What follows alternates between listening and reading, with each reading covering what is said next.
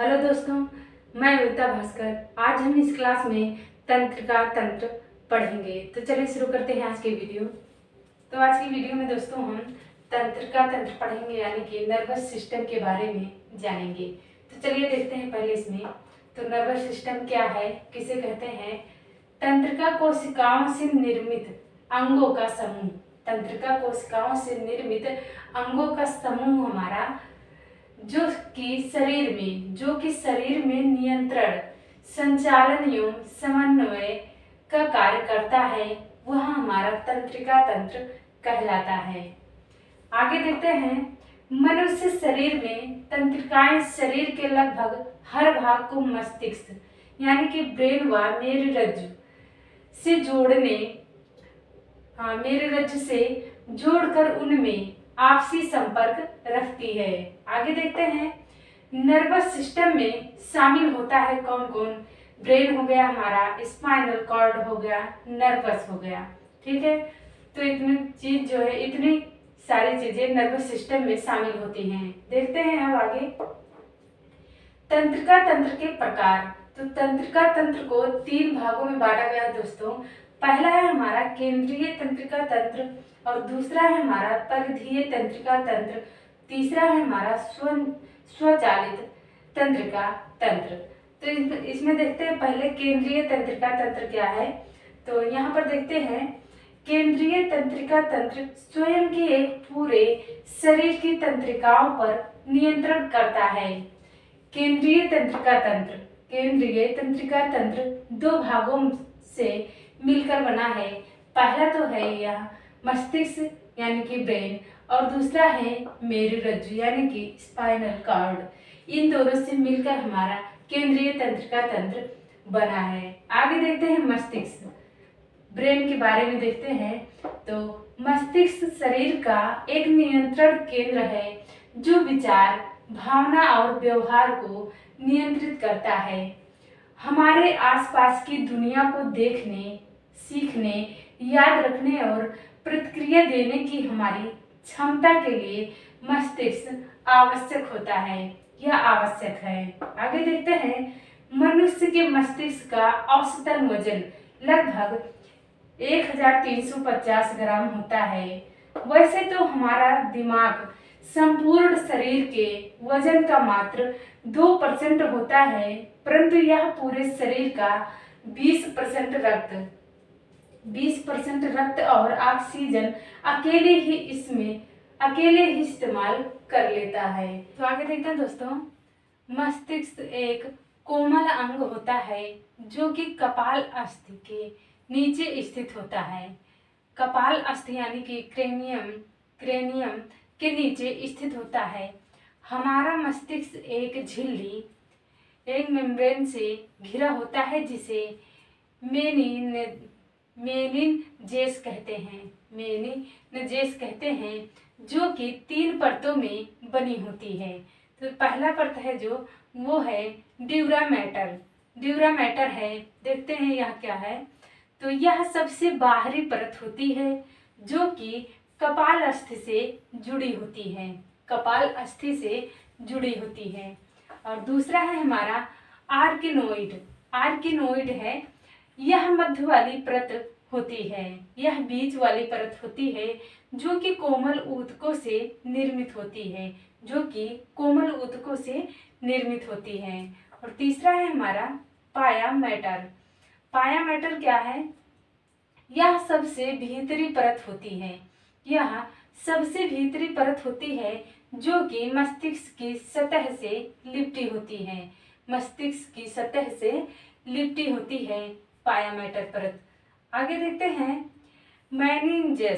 मेनिनजेस परत तथा मस्तिष्क के मध्य सेरिब्रो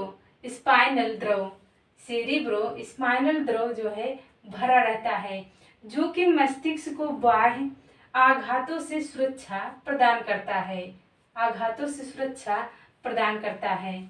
आगे देखते हैं। यहाँ पर मेनिनजेस परत में रोगाणुओं का हमला होने पर इसमें सूजन आ जाती है, जिसके कारण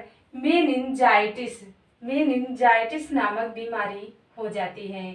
यहाँ पर जो है दोस्तों मेनिनजेस परत तथा मस्तिष्क के मध्य सेरिब्रो स्पाइनल द्रव। मान लीजिए यहाँ पर हमारा मस्तिष्क बना हुआ है, ठीक है।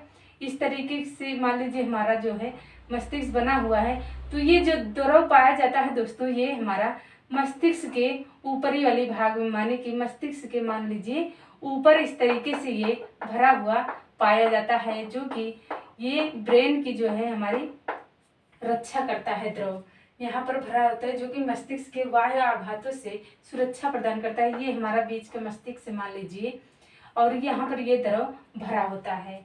और यहाँ पर है मेनिनजेस परत रोगाणु का हमला होने पर। ये जो परत होती है दोस्तों, ये परत इस तरीके से, आप इस तरीके से इसे मान सकते हैं, इस तरीके से बनी होती है, इस तरीके से होती है, ठीक है। इस तरीके से परत जैसी होती है। यहाँ पर कहा गया है कि यहाँ पर मेनिनजेस परत में रोगाणुओं का हमला होने पर इसमें सूजन आ जाती है, जिसके कारण मेनिनजाइटिस नामक बीमारी हो जाती है। इसमें जब सूजन आ जाती है दोस्तों, तो इसी के कारण मेनिनजाइटिस नामक बीमारी हो जाती है। आगे देखते हैं यहाँ पर, तो राजा राम मोहन राय की मृत्यु जो हुई थी दोस्तों, इसी बीमारी के कारण हुई थी। कौन सी बीमारी थी? तो मेनिनजाइटिस की बीमारी हो गई थी, जिसके कारण राजा राम मोहन राय की मृत्यु हो गई थी। आगे देखते हैं यहाँ पर मानव मस्तिष्क यानी कि ब्रेन के भाग। तो ब्रेन के जो भाग हैं वो 3 हैं। पहला है हमारा अग्र मस्तिष्क, दूसरा है हमारा मध्य मस्तिष्क और तीसरा है हमारा पश्चिम मस्तिष्क, ठीक है। तो अग्र मस्तिष्क में देखते हैं, तो पहला है हमारा प्रमस्तिष्क, दूसरा है हमारा थैलमस और तीसरा है हमारा हाइपोथैलमस, ठीक है। तो यहाँ पर आप मध्य मस्तिष्क में देखते हैं पहला, तो ये है कार्पोरा क्वाड्रिजेमिना, कार्पोरा क्वाड्रिजेमिना है पहला इसमें मध्य मस्तिष्क में। दूसरा है सेरिब्रल पेंडिकल, इसमें 2 ही हैं। अब देखते हैं पश्चिम मस्तिष्क में, पहला जो है सेरेबेलम है और दूसरा है यहाँ पर पॉन्स बैरोलाई और तीसरा है यहाँ पर मेडुला ऑब्लोंगेटा, ठीक है। यहाँ पर 3 है, पश्चिम मस्तिष्क में 3 है, अग्र मस्तिष्क में 3 भाग हैं और मध्य में जो है 2 हैं। अब देखते हैं यहाँ पर जो है, यहाँ पर सीरियल वाइज जिस तरीके से होता है, तो पहले होता है हमारा अग्र मस्तिष्क, उसके बाद पश्चिम मस्तिष्क, उसके बाद मध्य मस्तिष्क। आगे देखते हैं दोस्तों, अग्र मस्तिष्क के अंतर्गत यानी कि फॉर ब्रेन के अंतर्गत अब देखते हैं प्रमस्तिष्क।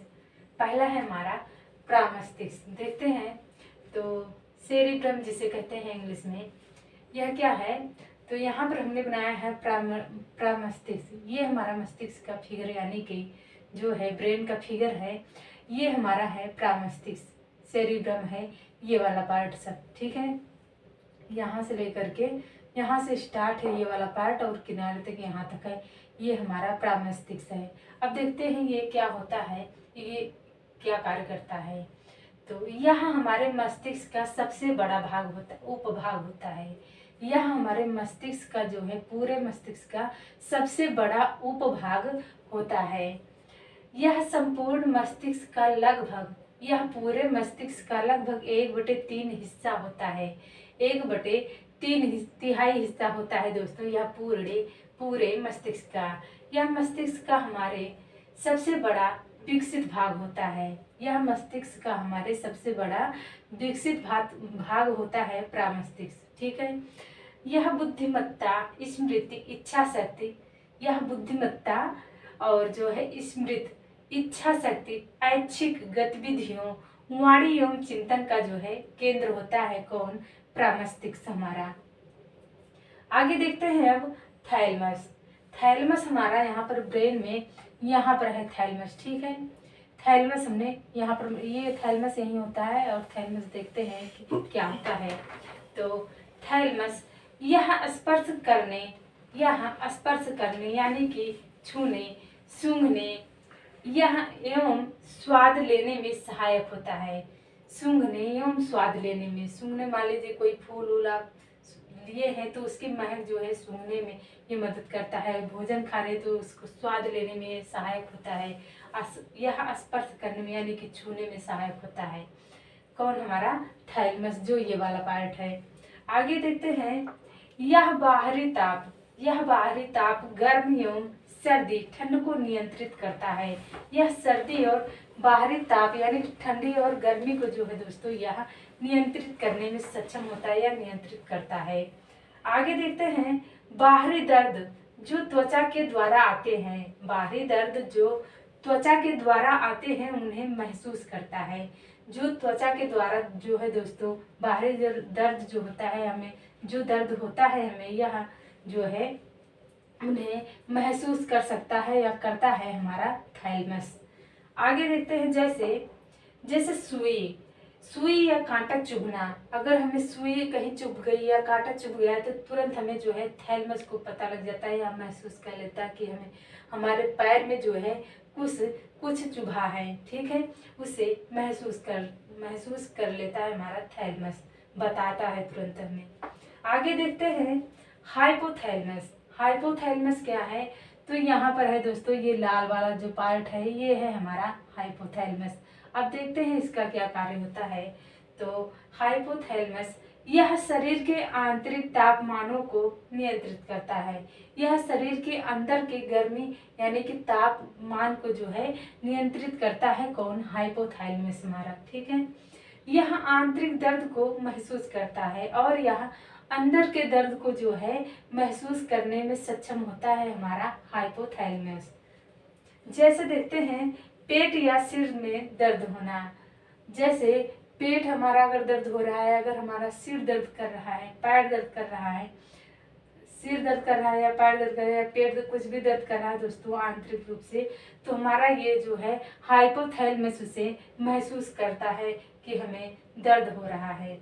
आगे देखते हैं, यहाँ पर हमने लिखा भी है पेट या सिर में दर्द होना। आगे देखते हैं यह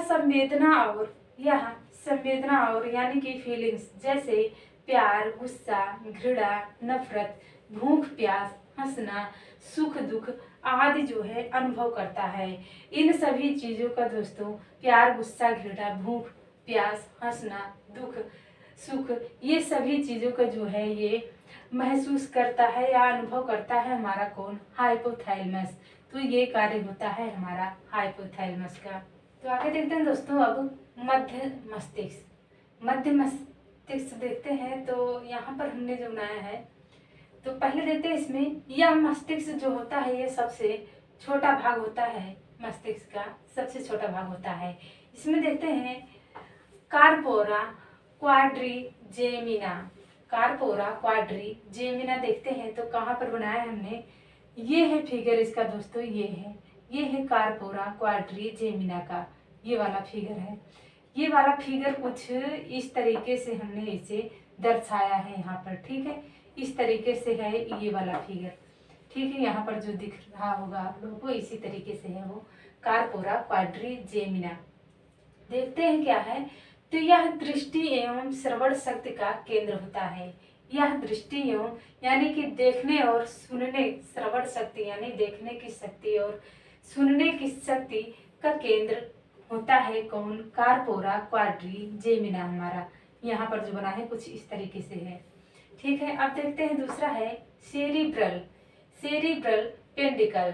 सेरिब्रल पेंडिकल जो है हमने बनाया है यहाँ पर है दोस्तों ये वाला भाग है, ये सफेद वाला भाग जो इस तरीके से सेरिब्रल पेंडिकल, ये वाला भाग कुछ इस तरीके से दिख रहा होगा आप लोगों को इस तरीके से। ठीक है, ये व्हाइट वाला भाग यहाँ से यहाँ तक, तो यही है हमारा सेरिब्रल पेंडिकल। इस तरीके से है यहाँ पर जो इस तरीके से व्हाइट वाला आया है।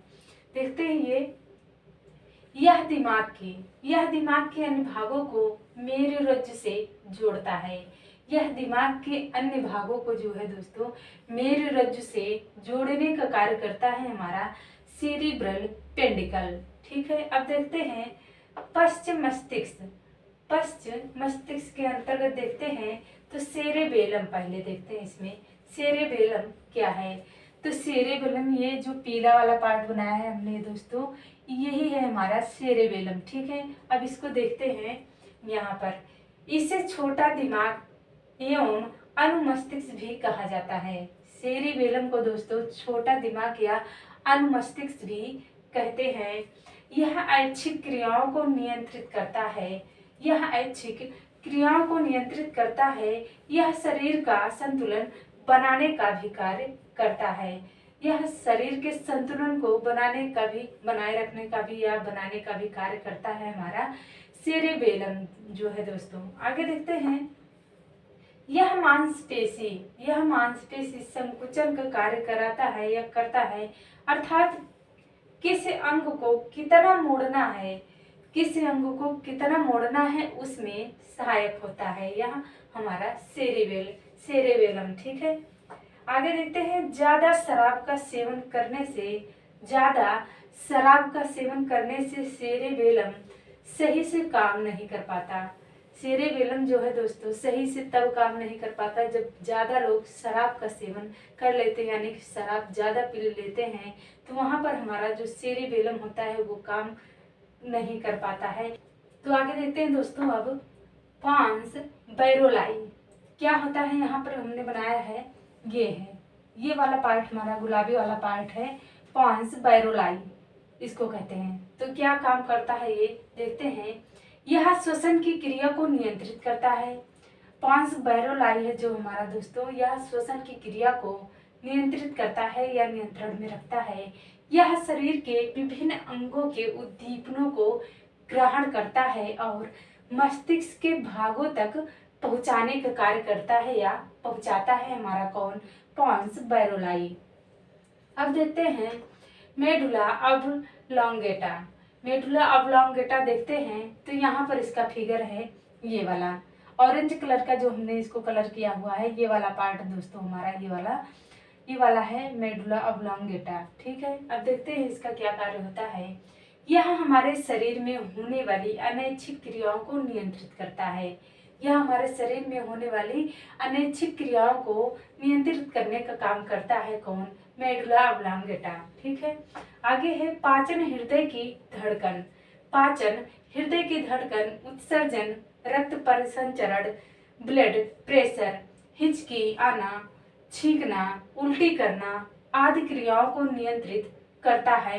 इन सभी क्रियाओं को जो है नियंत्रित करता है या नियंत्रण में रखता है, मेडुला ऑब्लोंगेटा का ये कार्य होता है। अब देखते हैं मेरुरज्जु देखते हैं। तो इसको यहाँ पर बनाया है हमने, ये जो नीला वाला पार्ट नीचे दिख रहा है दोस्तों, ये है हमारा मेरुरज्जु, ठीक है।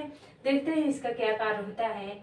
तो मेडुला ऑब्लोंगेटा का पिछला भाग मेरुरज्जु कहलाता है।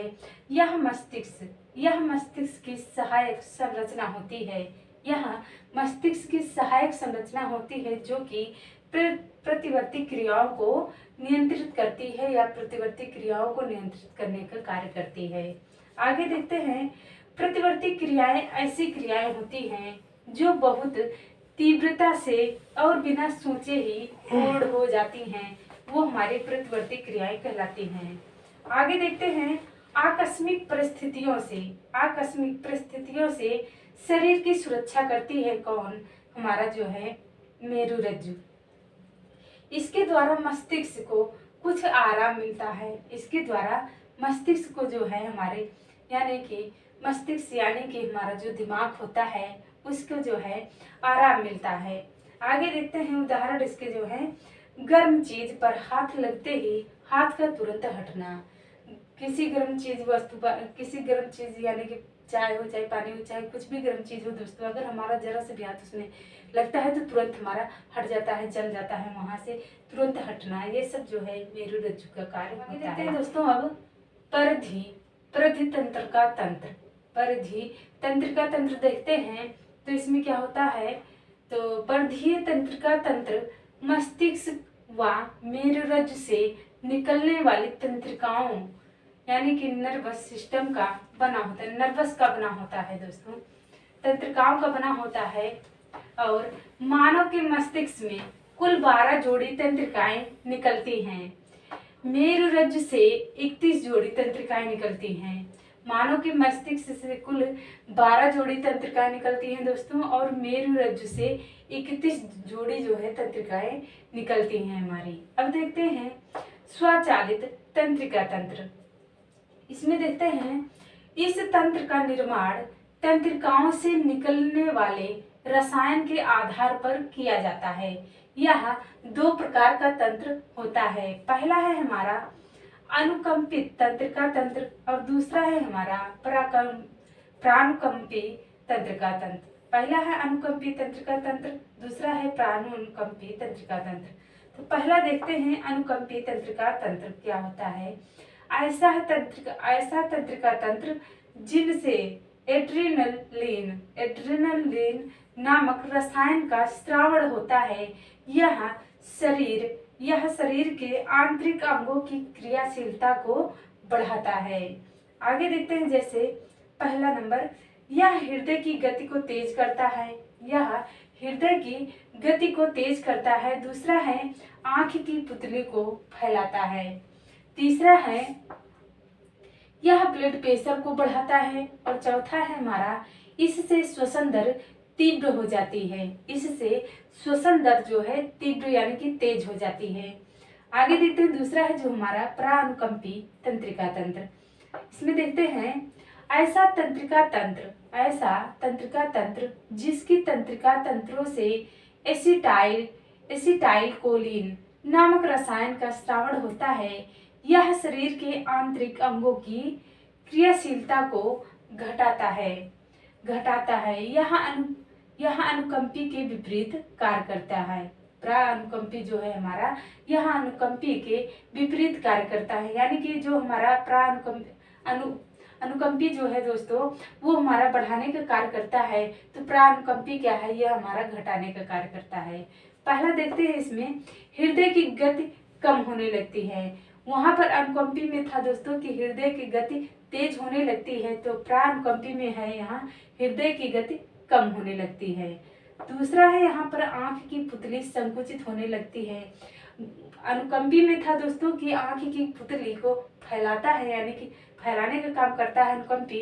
तो यहाँ पर प्रानुकंपी क्या कर रहा है कि आंख की पुतली को सिकोड़ने का कार्य करता है, यानी कि छोटे करने का कार्य करता है। उसको सिकोड़ने यानी कि फैलाना और सिकोड़ना का कार्य करता है। ये फैलाने का कार्य तो अनुकंपी करता है और सिकोड़ने का कार्य जो है संकुचित होने का कार्य हमारा प्रानुकंपी कर रहा है।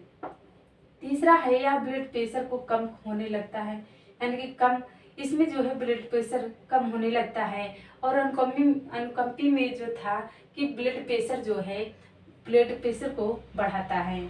और चौथा है श्वसन दर भी कम होने लगती है। तो अनुकंपी में था कि श्वसन दर तीव्र होने लगती है, तो यहाँ पर है प्रानुकंपी में कि श्वसन दर भी कम होने लगती है। आगे देखते हैं, इसमें शरीर पुनः सामान्य स्थिति में आ जाता है।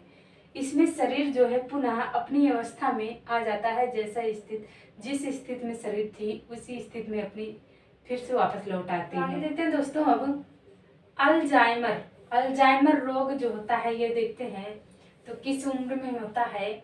तो अल्जाइमर एक दिमागी बीमारी है जिसे आम भाषा में भूलने की बीमारी कहा जाता है। अल्जाइमर रोग वैसे तो उम्र के किसी भी दौर में हो सकता है, लेकिन इसके होने की ज़्यादा संभावना 60 वर्ष के बाद होती है, या फिर 60 वर्ष के बाद में ही ये पाई जाती है होने की बीमारी। ठीक है, आगे है बीमारी के शुरुआती लक्षणों में। इस अल्जाइमर रोग बीमारी के शुरुआती लक्षणों में दोस्तों हाल की घटनाओं या बातचीत को भूलने की समस्या होती है। जैसे जैसे बीमारी बढ़ती जाती है, अल्जाइमर रोग से पीड़ित व्यक्ति की याददाश्त कमजोर होती जाती है और वह रोजमर्रा के कार्यों को करने की क्षमता खो देता है। इस बीमारी से दोस्तों अल्जाइमर रोग ऐसा है जो ये बीमारी अगर किसी को हो जाती है दोस्तों, तो वो धीरे धीरे उनकी याददाश्त जो है कमजोर हो जाती है और खत्म हो जाती है दोस्तों। तो उनको जो भी बात बीती रहती है या जो भी बात होती है तो उन्हें याद नहीं रहता पूछने पर। ठीक है, यही इसका लक्षण होता है दोस्तों। धीरे धीरे बीमारी बढ़ती जाती है और अल्जाइमर रोग से पीड़ित व्यक्ति याददाश्त उनकी कमजोर हो जाती है याददाश्त और वह रोजमर्रा के कार्यों को करने की क्षमता जो है खो देते हैं। तो दोस्तों आज की वीडियो हमारी यहीं पर कंप्लीट हुई। आप लोगों को बहुत बहुत धन्यवाद।